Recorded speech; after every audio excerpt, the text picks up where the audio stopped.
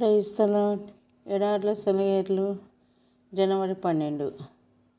నా సహోదరులారా, మీ విశ్వాసమునకు కలుగు పరీక్ష ఓర్పును పుట్టించునని ఎరిగి మీరు నానా విధములైన శోధనలలో పడినప్పుడు అది మహానందమని ఎంచుకున్నది. యాకోబు 1:2-3. దేవుడు తన వారికి కొన్ని అవరోధాలు కల్పిస్తాడు. ఇలా కల్పించడం వాళ్ళని క్షేమంగా ఉంచడానికే. అయితే వాళ్ళు దాన్ని వ్యతిరేకమైన దృష్టితోనే చూస్తారు, ఆయన్ని అపార్థం చేసుకుంటారు. యోబు కూడా అంతే. యోబు 3:23. ఇలాంటి కంచెల వలన వాళ్ళకి చేకూరే లాభం సైతానికి బాగా తెలుసు.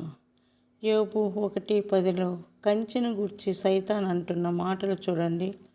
మనల్ని కప్పేసే ప్రతి శ్రమలోనూ ఎంతో కొంత ఆదరణ తప్పకుండా ఉంటుంది. మనం వాటిని ఆనుకుంటే తప్ప ముళ్ళు గుచ్చుకోవు. దేవుడి ఆజ్ఞ లేకుండా ఒక్క ముళ్ళు కూడా నీకు గుచ్చుకోదు.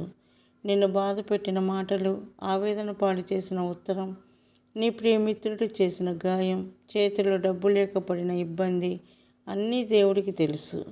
ఎవరికీ లేనంత సానుభూతి ఆయనకి నీ పట్ల ఉంది. ఈ బాధలన్నింటిలోనూ ఆయనపై సంపూర్ణంగా ఆనుకుంటున్నావా అన్నది ఆయన చూస్తాడు. ముళ్ళకంప హద్దుపై నిలిచి అడ్డగిస్తుంది. ఆకు రాలే కాలంలో ప్రతి కొమ్మ పొడుచుకొచ్చిన ముళ్ళతో గుడ్లురిమి చూస్తుంది.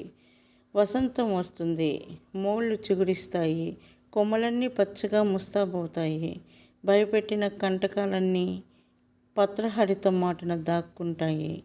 కలతలు మనల్ని కలవరపెడతాయి, కానీ మన ఆత్మలు చెదిరిపోకుండా, మనం పెద్ద ప్రమాదంలో పడకుండా దేవుని కృపలు అడ్డుకుంటాయి.